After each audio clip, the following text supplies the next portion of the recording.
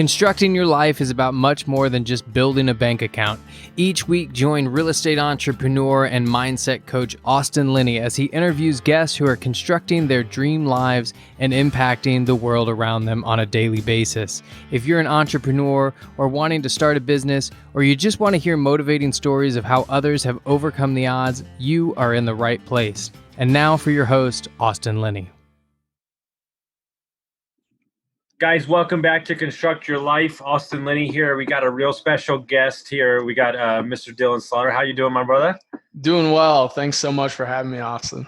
Now, guys, I don't think that you're ready for this. I don't know how much I'm going to talk because this story will send you to the moon and back, because we got the chance to meet last week from a mutual friend, Leland, and just an amazing story. This is an amazing human being. Super happy to be connected with him. So we're going to let him run with it. We're going to let him just buckle up, boys and girls. And so you can start wherever you want, my brother, and we'll just go from there. Awesome. Yeah, thanks so much. Leland, we were just talking about him. He's an incredible human being, and I definitely wouldn't be where I'm at without his friendship. And I think, I look back, and I'm sure you do too, with your story and so many people impacting you along the way. But, my story starts out by who wasn't in my life. And, my dad took his own life a month before I was born. And so I was born out of adversity. And so, as well as anybody what that can do to a human being. And I think, when we look at adversity, it causes some people to fold, and it causes other people to double down. And ultimately, I've realized that anytime I've folded in my life, my problems have only gotten worse. And when I've chosen to double down and really dig my heels in facing the problem at hand, I've grown, and I've come out on the other side of it better than ever. So, and like I said, folks, we're just getting warmed up. That's the appetizer. But something that you made a point to me when we talked, and this is really important. I want to stick here for a minute. You said that you could have used him dying before. You could have created a story around that, which it would have been a negative thing, and you've chosen to do the opposite, right? So why don't you touch on that for a second before we move on, because that's an important point I want to make. Yeah, I think, regardless of what the situation is, so many people are controlling or writing a narrative and living out a story that's being written by someone else. We have, from the time we're born, all these expectations are put on us.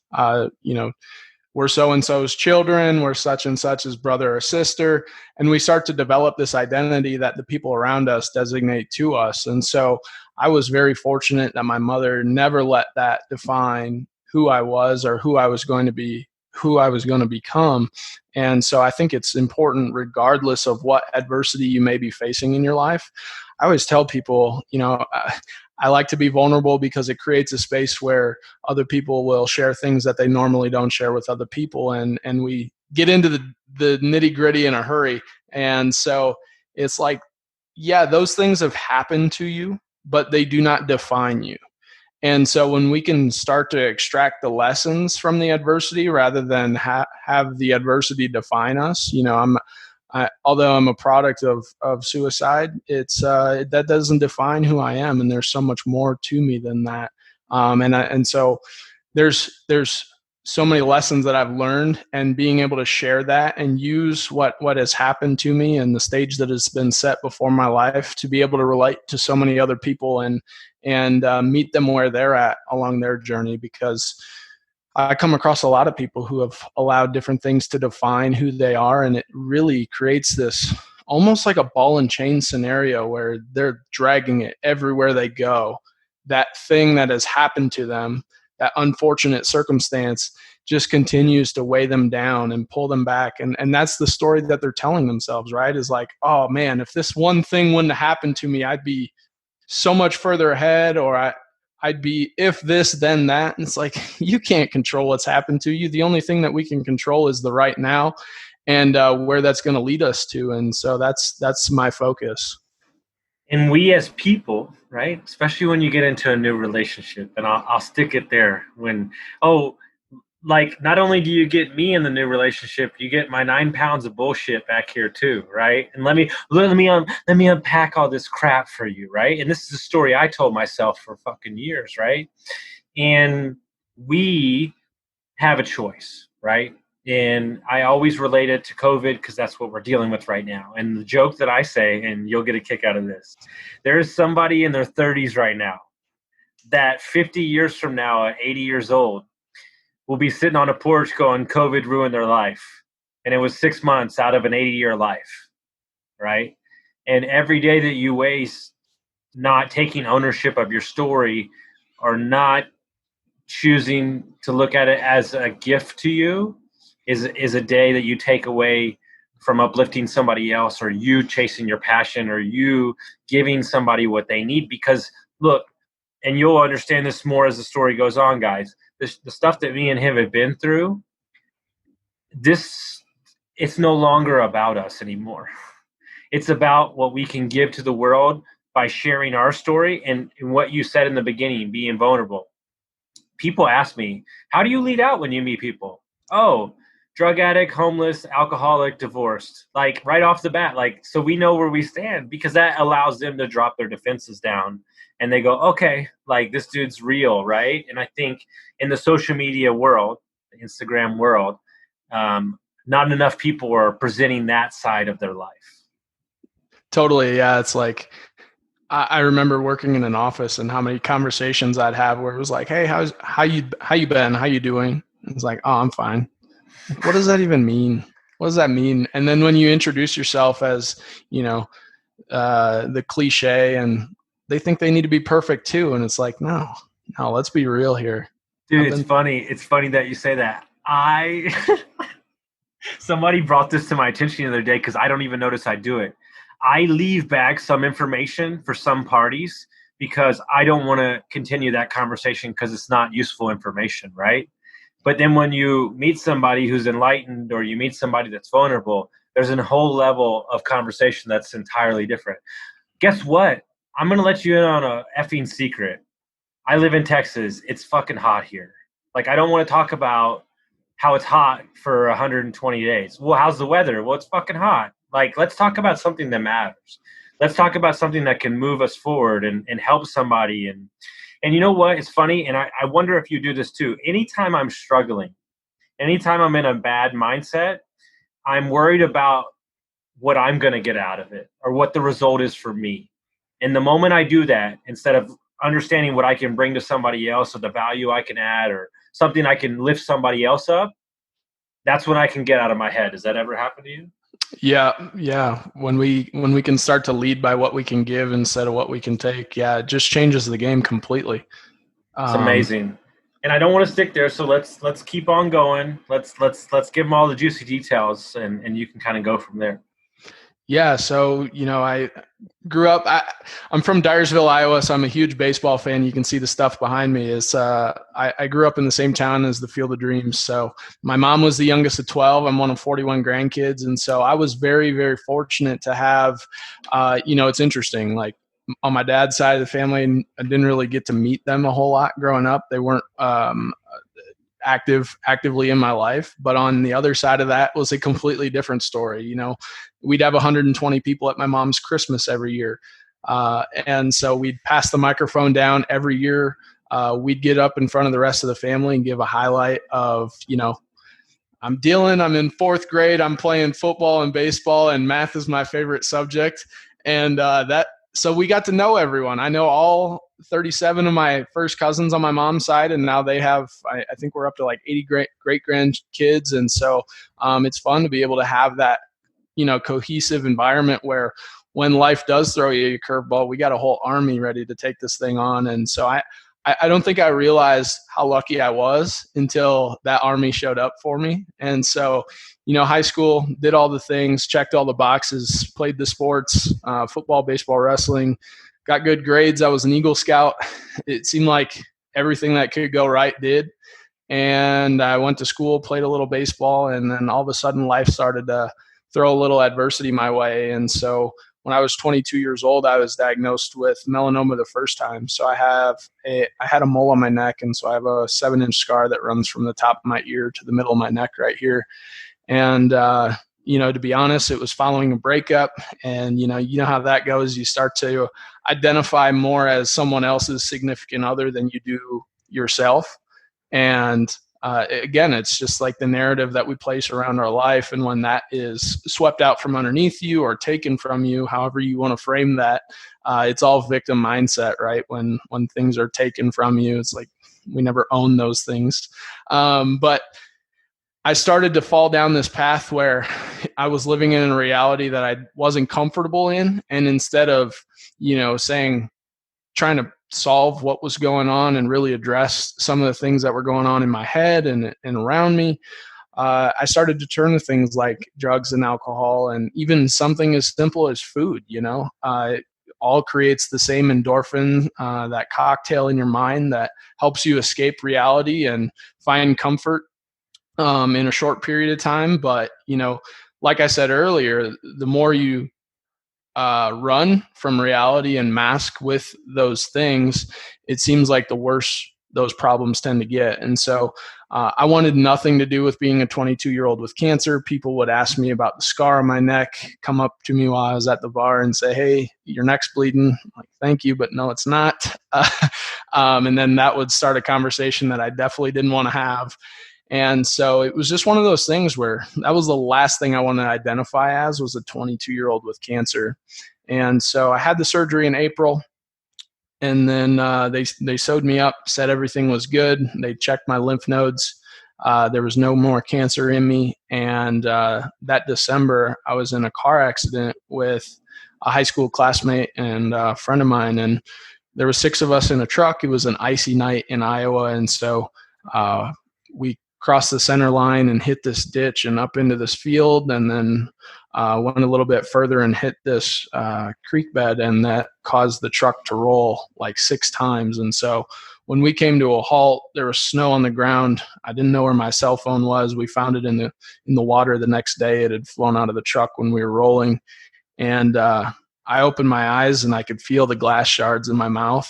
And I looked over to my left, and the girl that was in the back seat behind the driver was partially ejected. And so the window had bashed out behind me. And so I crawled out the back of the truck and pulled her out from underneath the truck, because it was sitting on its side, and started to do CPR on her. And so I don't know why I didn't go into shock. Maybe I was so numb to reality that I couldn't really comprehend what was going on. Maybe it was the fact that my stepdad was in EMS growing up, so I'd go down to the fire department on Sunday mornings and practice CPR with the guys. I don't know why I didn't go into shock, but everyone else in the vehicle did. And so I started trying to resuscitate her, and unfortunately I couldn't. And so I got to share those last moments of her life with her. And that was really hard for me after the event was over, the days following, and, the wake and the funeral, and having to talk about it with all the people in the community who had so many questions about what had happened and this, that, and the other thing. There was a lot of rumors flying around, and just having to process that at 22 years old is not something that anyone should ever have to see as someone experience their last moments of life, especially in a traumatic event like that. But it really got to me, and I started to turn heavier and heavier into those things that we talked about before. So it's one of those things where the habits we build in the smallest moments, and how we handle adversity in the smallest moments, tend to magnify when the problems get bigger. And so things came to a forefront the following March, where my mom woke me up in my college apartment, shaking me awake, asking me if I was okay. And I was a little bit confused because I didn't know what was going on. I had gotten drunk and high the night before, and she was expecting to find me dead because my friends had reached out to her, worried that I was either going to hurt myself or take my own life. And what they didn't realize was it was the 23rd anniversary of my dad committing suicide. And so, I had I had gotten myself into this case where I had been doing so well in school, and then I just stopped going completely because I didn't understand what my purpose was, where I was at in my life, or have any sort of direction on where I wanted to go. And so fortunately, I had good friends around me that intervened, and got the one person involved that they knew could get through to me at that point in my life. And that was my mom. Her and I have always had a pretty unique relationship because although I'm the oldest of four boys, I'm kind of like an only child because I'm the only child she had with my dad. But I'm also all that she has left of my dad. And so her and I have had a unique relationship, and she was there for me when that happened. And I left school, went home, coached baseball for the summer, tried to get some sense of normalcy and a foundation back underneath me. And, I finished the baseball season coaching, and I went to an Iowa football game actually that October. So it was just about 18 months after the original surgery. And I woke up and I had this just massive golf ball sized lump that showed up overnight right next to the scar.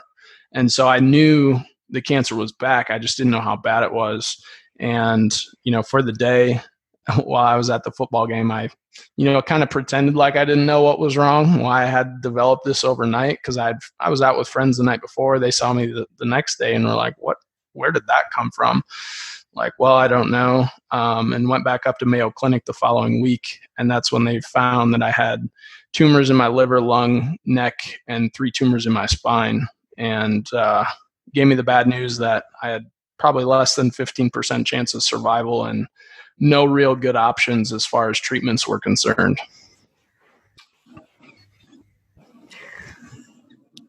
Sorry, give me a minute. Yeah, guys, rewind all that stuff. And I don't want to begin to know your life, and I don't want to begin to even try to understand all those emotions in that 18-month span when everything's going so fine. But what I resonated with in your story was your mom coming to see you. And the reason I resonated with it is because I haven't told this story much. I could tell you the Christmas and the birthday that I was sitting at my desk in my apartment doing crystal meth, figuring out ways to lie to my parents to not show up because I was so strung out. Mm-hmm. Not looking at myself in the mirror. And you and I both played sports. Hey, I think I'm pretty good looking. You look pretty good looking. My dad's a doctor. I grew up in a country club neighborhood, right? Everything looks on the surface to be so amazing. And as I peel back the layers, I'm sorry, I'm getting emotional. There was deep-seated stuff there in my childhood that maybe I glossed over, or maybe I created a story, whatever the fuck you want to call it, that didn't exist. And the thing that I searched for my whole life, you can be okay with your father, you can make peace with it. You can't be okay with it. You can make peace with it. But there's still a big missing part of your life that you wanted him to be at the baseball games, and you want it. And I think only people that have been down there, when people look at it the surface, I don't understand how you could go there, but I do. And I think that's why we connect so well, because you're telling yourself that it's not that bad. Yeah. you know what I'm saying?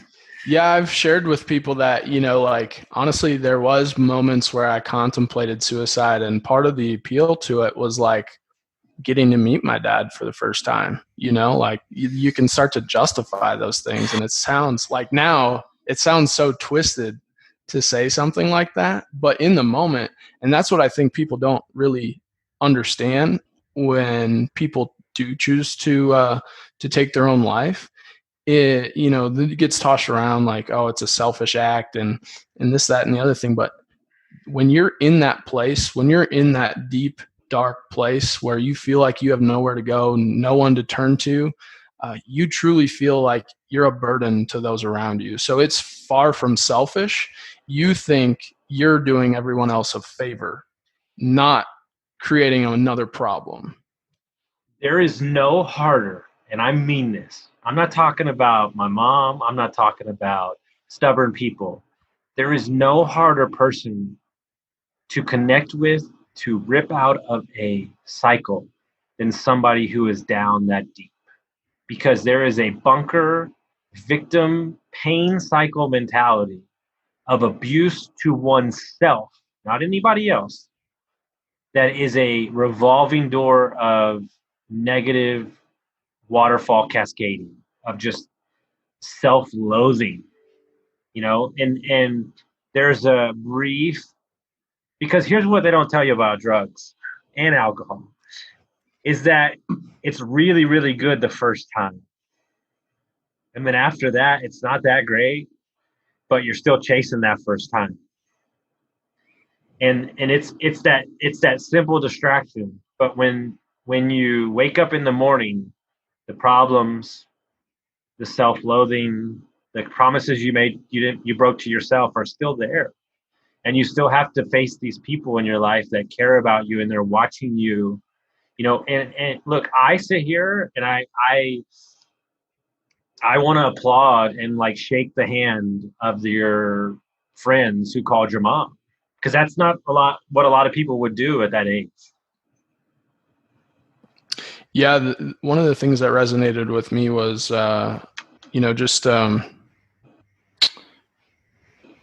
like when you get to that point, it's almost as if you're making up lies to cover up other lies, and you're like living this double life almost, where it was like I was going to school prior to that, I was doing really well as far as grades and things were concerned, and I thought I had a clear path in front of me, and then all of a sudden the water gets murky, and you're trying to like come up with reasons why you're not going to class and justifying that, but while still trying to maintain this facade to parents and things who are expecting you to do the thing. And it really creates this double life. And that what it does is it just creates so much friction inside, where you're like, I know I'm capable of more, but I'm constantly like anxious and covering up tracks. And then I get depressed because I'm letting myself down and not keeping those promises. And it's just this vicious victim cycle, to your point, where it's like you can't win until you own up. And until you have a human, which happened to me, literally what I say, not let me off the stick. I mean, he literally just said, mother effer, you dude, if you're not going to take credit for any part of this story, you will never be better. Yeah. And you just have to own your shit, man. You have to stare that demon in the face and just beat the shit out of it. And it's not easy. It's not great. And guess what? You're probably going to lose some friends. You might lose some sleepless nights. But you have to understand that on the other side of that thing, if there's anybody out there that's hurting right now, on the other side of that shit is beauty, because you can stand up and you can tell your story. And if you save one person with your story, that's all that matters to me. Yeah, it's interesting how life works. I shared that I had very few options, and so much of what I focus on now is that story that I'm telling myself, but also the people that I involve in my life. And so when I was at Mayo Clinic, I went back up there where I had the surgery done when the lump came back, and they told me that I had less than 15% chance of survival, and I couldn't remove the tumors with surgery because they were in too many different places and in my organs. And so they presented some experimental treatments, and kind of around the mindset of like, well, we can try it. It might not work. Basically saying at 23 that you're probably going to die. And so it's interesting, we went and got a second opinion at the University of Iowa, and they presented the same experimental treatments, but instead of saying, it's your only option, they said it's your best option. And just that small tweak in the language and what that does for your mindset, but not only my mindset, but feeding off of that conviction of the medical team and staff there to say, we're going to give this our best shot. And, we're going to try this thing and see if it works. And we think it can work. And so just having that personal treatment from the staff there versus not feeling treated as a person there, because it was like, we have to talk to this person because you have a tumor here. And, we can't really talk about the tumor here because we're not experts in that area. And so just those small things that go from making you feel like, you're a problem or a burden to like, they're there for you and they're going to lift you up on those days where you can't fight by yourself. Stuart Scott in his speech, I'll never forget it. I was battling stage 4 cancer when he got his ESPY award and made that speech where he said, when you die, you don't lose to cancer. You beat cancer by how you live, why you live, and the manner in which you live. That just turned my whole world upside down because all of a sudden, like, I couldn't fail. Even if I died, it wasn't that I lost to cancer, because it was, in that moment, and it was during that time where I was thinking about and having other people tell me, like, someday you're going to tell the story about how you overcame this and you're going to inspire other people again, like not making it about you, but helping other people find their strength in their adversity. And so that just turned my world upside down. Is like, what is failure? Failure is us putting expectations on the world and then not meeting them. But what if we just changed the game? What if those expectations weren't so set on an outcome, but rather a system versus a goal? It's like, how do I choose to live each and every day is a system versus the goal of beating cancer. You know what I mean? And so it's like, when we play that game, when the game is how do we live each and every day versus stuck on an outcome of I'm not a success unless I do X, unless I beat cancer, unless I win this game, unless I win a championship or, make X amount of money. If we just focus on each and every day and the process of winning each and every day, our life is going to be a success. And so dude, can you just be a coach and I'll come out of retirement and I feel like I'm in a locker room right now. I feel like that old school when like what's his name? Will Ferrell's banging the chair up against what we're not gonna do right now. Like, dude, you're getting me pumped up, man. Like, I'm ready. Yeah. And so it's like and it works, whether we're talking about athletics, whether we're talking about business, whether we're talking about personal life. There are systems that we can put in place to create those small wins, build that momentum, and start to stack those bricks of success to build that, legacy that we ultimately want to leave behind. And so, I'll say I was fortunate. Did you have something to say? I just want to ask you, because I've never spoken to somebody in depth about cancer like this. 15% chance to live. You're fighting it. Stuart Scott gives a speech. Where's the fortitude? What are you telling yourself in these moments where you're like, no, dude, there's more. I'm going to make it. Like, that's not what you're telling yourself every day, but what are you telling yourself in those moments that you don't really want to do the chemo, you don't really want to do what is the drive to get to the other side? Yeah, so there was really kind of 3 things that happened to me. So as part of the experimental treatment, I spent 4 weeks in the ICU. So it was all experimental. They weren't sure what was going to happen, but the reason I was in the ICU was because I was doing treatments every 8 hours for as many as I could take over a 5-day stretch. Then I'd get a week off to recover and then do it again for 4 weeks in the ICU. And so there was a few things that happened there. It was really, really tough on my organs. And so I had a couple close calls where, like one night I woke up and there was beeping and alarms going off and I wasn't sure what was going on. And I was kind of half out of it anyway, because I was just so drained because there was no sleep schedule.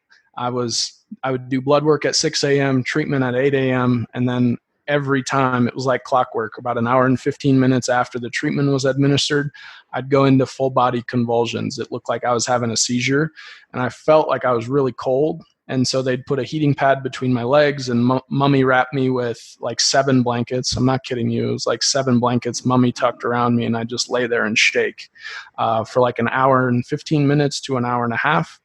And again, it was the same thing, almost to a dime.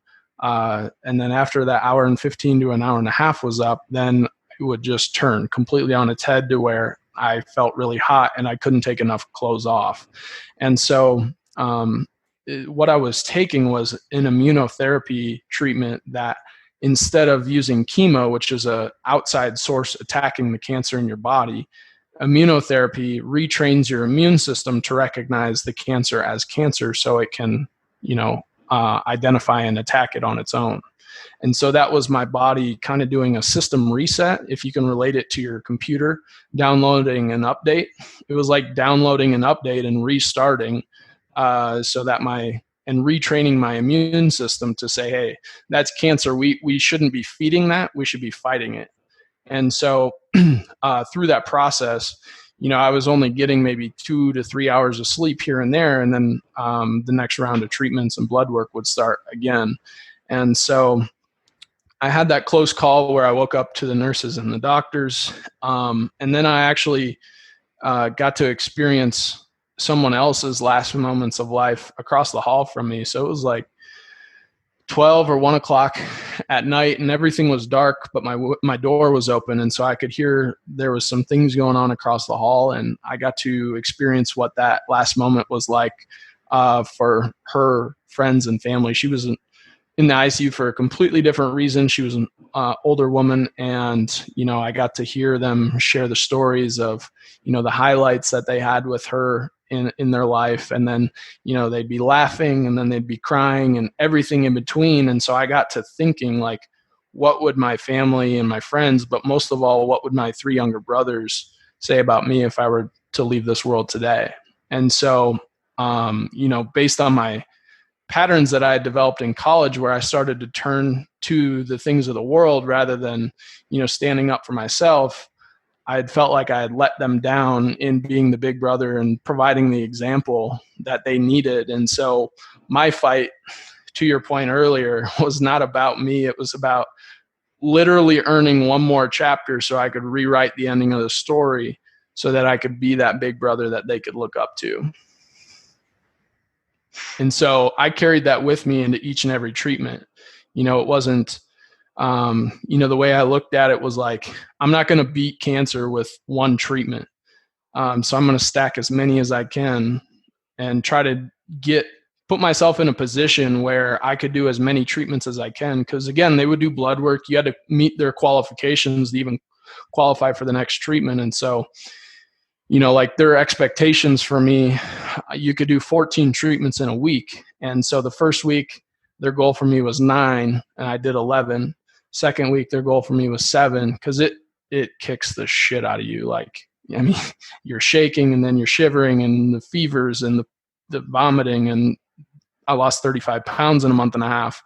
A few close calls, my organs are starting to shut down. And so it's like, you're right there looking death in the face. And so that's why I believe, like, cancer gave me something to fight for at a time when I felt like life wasn't worth fighting for, because it was right there. It was like, you want an out? Here's your out. Like, we could take this from you anytime, but, keep fighting. And so it was, how many treatments could I stack to put myself in the best position to beat that thing? And so, that was where my mind started to shift. And then things changed when I got out of the hospital. So that was my reason for my fight, was my 3 younger brothers. And we got super close during this time. I'm so blown away right now. But there's more to the story, right? And that's what I love. You see this model over here that I'm interviewing, who's looking all sleek and crazy, but that's not the case, right? When you got out, or did you gain it after you got out, or how did that work? Yeah, so I lost the weight while I was in the experimental treatment, and then my appetite came back, but my energy didn't. And so, during the treatments, I wasn't eating at all, really. Maybe a meal every day or every other day. And so that's why I lost so much weight. I couldn't taste, I couldn't smell. All of those things kind of went out the window. But after I got out of there, I started to put weight on really quickly because, again, I was super lethargic, wasn't very active because I was still kind of recovering. And a lot of the side effects are fatigue and those sort of things. And so, interestingly enough, and I share this story a lot, but one of the things that I did around the treatments that I was taking is I would never read the brochures. So I'm a big relationship person. So I developed a relationship with my doctors and built full trust in them because they already know more about medicine than I could ever learn in my life. And so I developed a relationship with them to be able to trust them as an expert. And so anytime, because they have to hand you the book of like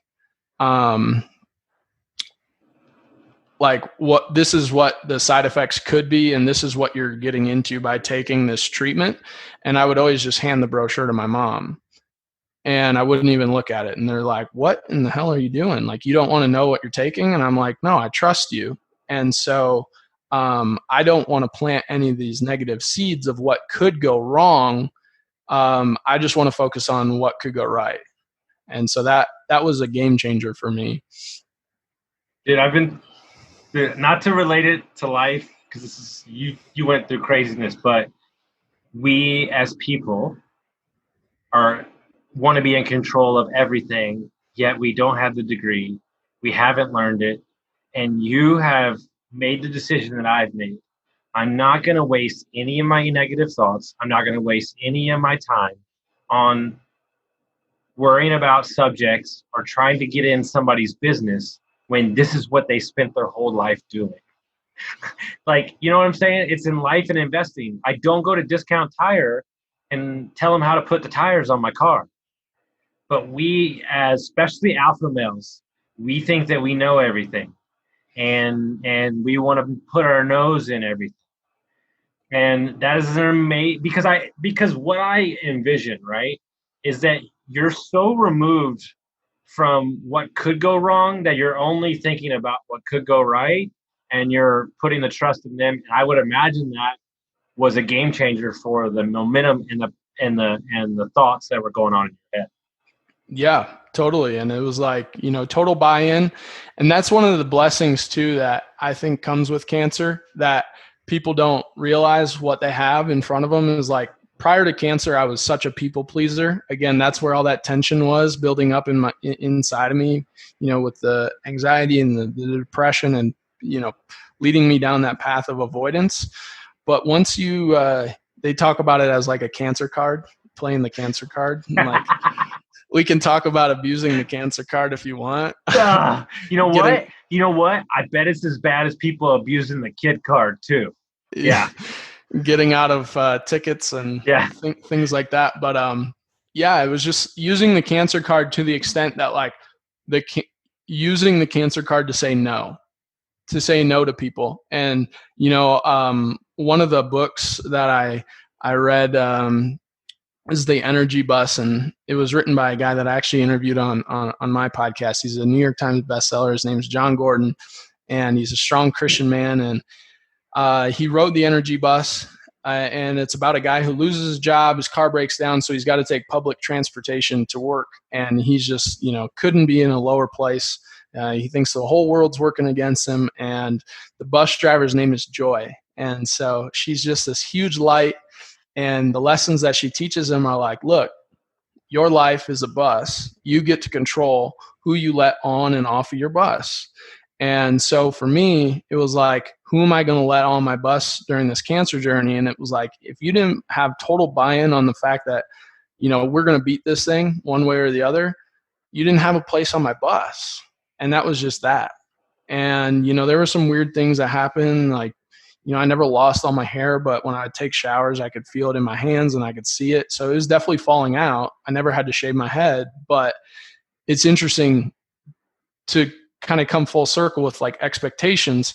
People just expect you to lose your hair when you have cancer, but I didn't. And so I was very cognizant of where I was drawing energy from, and it was from the guys that I was coaching. And so I would go, it was wintertime while I was in the ICU, and so I would watch them compete in basketball and wrestling, and that would fuel me up. Like watching those guys compete in other sports fueled me up, and I got to see them, and it was some sense of normalcy for me. But because I hadn't lost my hair, I caught wind that like people were saying, oh, it can't be that bad, like he hasn't even lost his hair. And I just saw him at the wrestling meet last weekend, and it was like, I literally almost died last week in the ICU. Like they had the paddles ready for me to flatline so they could use them on me, and you're just making these assumptions that, oh, it's not that bad because he hasn't lost his hair. And it's so like, if I can't please everyone as a cancer patient, how am I ever going to please everyone just as a normal human being? And so that's where I was just like, that stuff doesn't even matter anymore. Dude, we are so damn similar. It scares me. I have not had cancer, so that's not what I'm saying, guys. So just calm down, okay? But what I'm saying is, when I made the decision to flip the narrative and get clean, I envisioned me as a speeding train of positivity. And I don't give a shit if you're mother, brother, sister, father. If you're not going to be on the positive train, you're going to get the F out the way. And I just can't do it because this world is hard enough, and you just hit the hammer on the nail. If you can't please people as a cancer patient, then what the fuck are we doing every day? Yeah. And I hate that you have to use that disclaimer because I don't think it's necessary for. Well, think about it. Think about it this way. Everybody says that quitting drugs or quitting alcohol is hard because you can't drink. I disagree. The hardest part is showing up as that person, meaning the drug head or the alcoholic, into relationships where they only know you as that. Yeah. And then they're upset because you're trying to better your life. That's the hard part. Yeah, no, I meant the disclaimer of like, I haven't had cancer, so I can't relate to it. Oh, good. So like, The thing that I've learned is that adversity is a universal experience. So it's not so much the what we experience, but it's how it makes us feel and how we respond. And so my whole thing is like, adversity is this universal experience that can not only unite us, because right? Like we've gone through different things, but we can relate on so many different levels. And so we can use that adversity, regardless of how it's happened, to unite us and transform us into the people, teams, and organizations that we were meant to become. Yeah, you are a remarkable SOB, man. I'm telling you, because you know why I didn't share my story I don't think I got sober for the longest time? Because I didn't view my story, meaning what happened to me, as valuable because I had the opportunities. I grew up on the country club. I had the dad that was a doctor, and I wasn't molested or didn't have cancer. And you just said it right there. Adversity, no matter what it looks like, is still adversity. And we can unite over that. And you just changed my life with that statement, dude. I'm telling you. Yeah, I mean, I've used my own adversity and vulnerability to be able to relate to. I had the same feelings. It's like I met a guy who grew up in Rwanda during the genocide at 9 years old and lost a third of his family to machete or machine gun. And like, how am I supposed to relate to that? But the feelings that he felt, the resentment and, towards the perpetrators and, things like that, the feeling of having something taken away from you are all the same. It doesn't matter what we experience. It's how we experience it, how it makes us feel, and how we move forward. And as people, if we can show compassion and lift up instead of project that we need to be right or ideals on somebody, and just have compassion and say, I'm sorry you went through that, right? Like, look, everybody's had something. They have to. If you haven't, I don't know, you're probably hiding, right? Yeah. But that is an amazing point, and something I want to harp on, because you told me the story when we talked. You were gaining weight, you were overweight, and this is where the story's going to turn.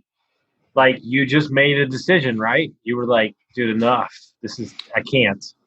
Yeah. So I had this dream and this vision of, speaking to hundreds, thousands of people, whatever, whoever would listen at that point to my story, because I had this friend who was a baseball coach, and he had a movie made about him, and he's got into motivational speaking. And during my cancer journey, he said, Dylan, when this is all over, you're going to speak and share your story and inspire a ton of people. And just planting of that seed, I had the vision of speaking on stage, and I did all this mind work while I was in the ICU, because I was in a hospital bed for 23 and a half hours a day. The only time I got up was to go to the bathroom or do my laps in the hallway with the physical therapist.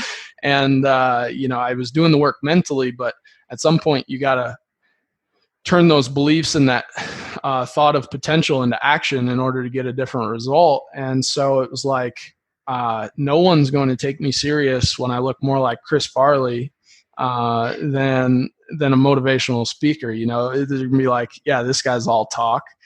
He's talking the talk, but he clearly is not walking enough. Dude, no, look, guys, look, I can't even. Look, it matters, right? Dude, I'm dead serious. Like, look, if you're saying you're a millionaire and you're 100 pounds overweight, I don't give a shit. It doesn't matter, because there's not parts of your life that you're failing in. I don't give a shit, right? You're 100. I mean, call it what it is. It is what it is. Like, yeah. And so I knew. So I had to have 6 months of clean scans before they would take me off of the treatment. So, kind of long story short, I finished the experimental trials. Thought I was out of the woods with everything. I moved out to Colorado the first time in 2015. And my first scan out here showed that there was 2 small tumors in my liver that were starting to grow again. And so there was still a lot of uncertainty in my life. And so I just said, the timing is not right here. So I moved back home to doctors that I'd built the rapport and was familiar with. And by this point, we had bought enough time to where there was an FDA approved option on the market that they thought, based on my success with the experimental treatment, I would have good success with this new option. And so I would go down every 3 weeks while I was, working full time at a bank, and I would do outpatient. So it would take about an hour and a half to inject the treatment, and I would, do scans and whatever. And then every 3 weeks I would go down again. And so it was a lot less intense. I was maybe a little bit tired in the afternoons after those treatments. Sometimes I would go back to work, sometimes I wouldn't. But, when I weighed in to do my last treatment, and I had the date circled as my first clean scan, I marked it out 6 months from there, and I said, this is the day I'm going to do my last treatment, or, the month that I was going to do my last treatment. And that was going to be that. And so, I weighed in for my last treatment at 260 pounds, and I just like, this, enough is enough. Whether the side effects were real, whether they were created in my mind or, product of the treatments, I'm done. The line is drawn in the sand. And so I, started small. I just started working out, and then I quickly realized that, I couldn't work out hard 5 days a week only to undo it in 2 nights of drinking on Friday, drinking on Saturday, throw in a 3 a.m. pizza in there, Saturday night or Friday night or whatever. And, pretty soon you've just undid everything you worked hard for in those 5 days leading up to it. And so it was like small tweaks. I always say small hinges swing big doors, right? Like, it's just the smallest tweaks that we can make in our life that can have the lasting impacts. And so I cut out drinking, which therefore cut out the 3 a.m. pizzas on Friday and Saturday night. And then, I'd lose 10 pounds. And then it was like, what else can I do? I'd hit a plateau. So I was like, well, I'm eating out for lunch 3 days a week or whatever. And so I started taking my meals to work, or I'd walk home and eat my lunch and then come back to work. And so lose 10 more pounds. What more can I do? So it was cut down my rest periods, less bullshitting in the weight room, and really getting after it, keeping my heart rate up, and that sort of thing. And then, I looked back 18 months later and I was down 60 pounds. And so again, it wasn't anything massive that I did overnight. And it wasn't even, during the cancer that I made that change. It was literally drawing a line or a circle on the calendar and saying, this is it. I'm making a change. And so now when I look back at my life, it was like there was a pre-cancer Dylan, there was a cancer Dylan, and there's a post-cancer Dylan. And so that has helped me kind of partition those things to say, I am not this. I'm not defined by any of those things. And it's really been allowed me to turn the page to say, what's next? What do I want the next chapter in my book to look like? And how do I want that to read? And so again, it's taking that pen back to say, hey, I'm going to control the things I can control. There's some things that I can't control, and I'm going to rely on, experts and things like that. But it gives you some sense of being able to control the inputs in order to get the desired outputs. Again, kind of creating those systems versus focusing on a single endpoint. Amazing. And I'm gonna take it in a direction that you probably didn't see coming, because I want to show the real side of everything. Because you made the comment to me, and I want to sit there for a minute because it's important. You have a story, you've spoken on stage, you have a podcast, all these things, right? You must be worth like $10 million, right? I mean, it's all good. You live in a mansion.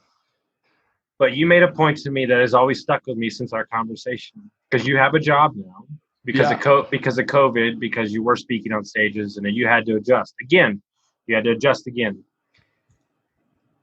Like, you have a story to tell, and it's amazing. And I'm gonna help you get everywhere. I'm gonna tell everybody I know. I'm already sending this to 20 people. But this is the real side of it, is that you told me that you felt like you lost your 20s dealing and beating cancer, and now it's time to go make some money so you can invest and you can live the life that you've always wanted, right? And that's like, your story's amazing, but then there's the real world, right, where you got to pay the bills and everything, which I think is such an interesting, delicate dance, because you would think like, oh, I beat it, which is commendable and amazing on 90 million levels, but there's also like, you're just trying to make some money and like get back to living, right? Yeah. And I think that where, that's where I was supposed to fight in that Haymakers for Hope event this year, the boxing event, where, it's a fundraiser for young adult cancer survivors. And one of their slogans is, not all fights end at the bell. And so I've gotten introduced to so many other people, cancer survivors, whatever. And again, the way the expectations in society are that the fight is over when you ring the bell, your last treatment. But again, like, that was the beginning of a new fight for me, the fight to lose the weight. And so there's always like this next thing for me is what's my next fight? And so now, it's building a foundation, because I wasn't working. I mean, I got my first full-time job at 27, because I was in and out of treatments and, just trying to survive for those 5 or 6 years. And so now it's like my number one goal has always been, and it's interesting, so many times our goals come from our gaps. And so I had this gap of not growing up with my biological father. I had a great stepdad, but I've always wanted to be a dad, and I kind of taken that role on with my 3 younger brothers, which is why I was motivated by that during my story. And so I've always wanted to be a father and a husband, and it hasn't happened yet, but I'm building the foundation for that. Like I'm breaking the ground to be able to build that when the opportunity comes. And so that's my next fight, is like, that's why I want to build financial foundation, because I haven't had financial security because I've been sick. Fortunately, I've had my mom and my family to support me through that financially, but now it's time to change the game. And that's the next fight. So I'm a burn the boats, whatever it takes mentality. And I've stumbled upon a great opportunity that's going to allow me to continue to speak when that's a viable option again. But just continuing to share my story with as many people as I can, with the perspective of helping them fight their fight. Well, first of all, I'm going to be running a little group of entrepreneurs and investors down here in Texas, and we're going to have you down. I'm gonna show you around. We're gonna work out a bunch. I'll bring a UFC fighter down. We'll get a nice training weekend in, just personal development, and get on the lake, and we'll do all that stuff. But sounds like a terrible time. We shouldn't do it. But I want to say, so it's recorded and so everybody knows. Like, thank you, Leland, for introducing me to this amazing human you are.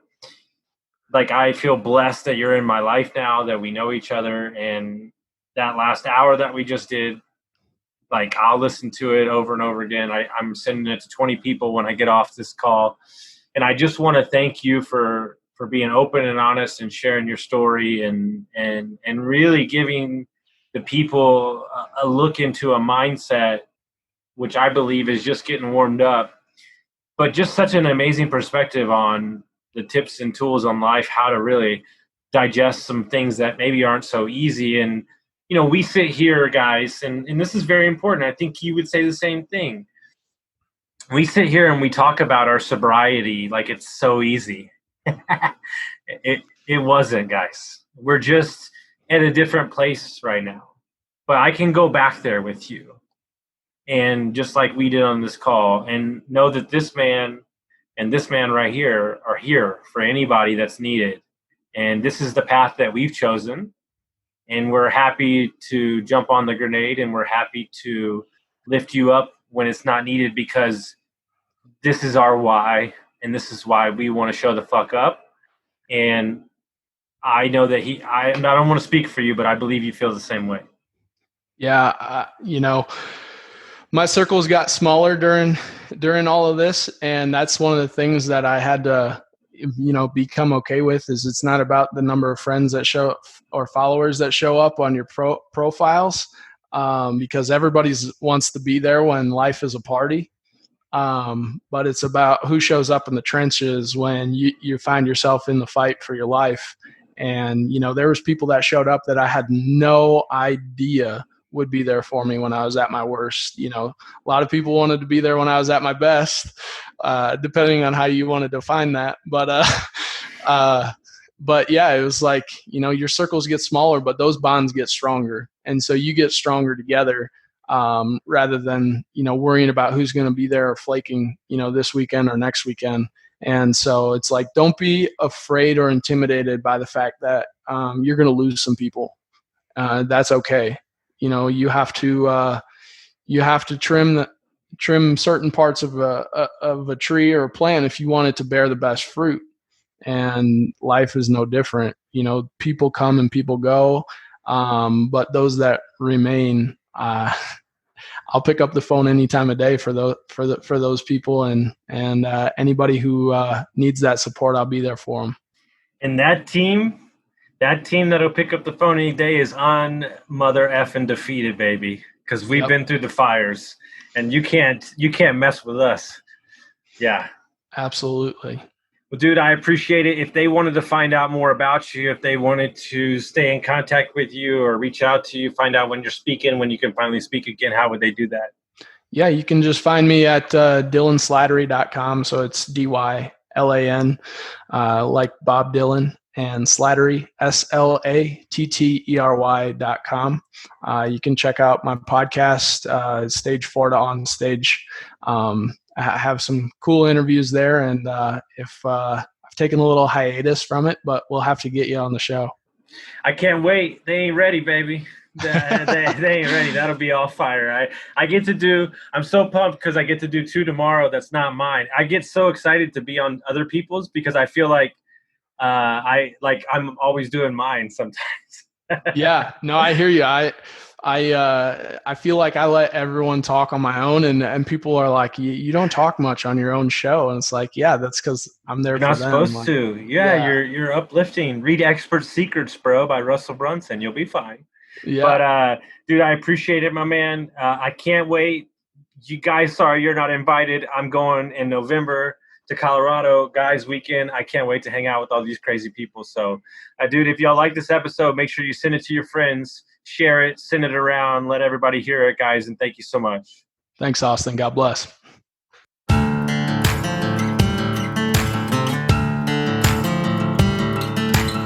Thank you for listening to Construct Your Life with Austin Linney. If you enjoyed this episode, be sure to rate, review, subscribe, and pay it forward by sharing with a friend. Most importantly, take this opportunity to start constructing your life by taking immediate action on what you learned.